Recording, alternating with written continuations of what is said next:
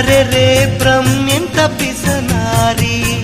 తలపై కెత్త కళ్ళు తిరిగిపోయే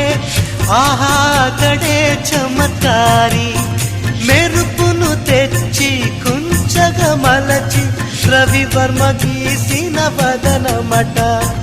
నూరడుగుల శిల ఆరడుగులుగా శిల్పులు చెక్కిన రూపమట భూమిలో పుట్టిన స్త్రీలందరిలో నీదే నీదే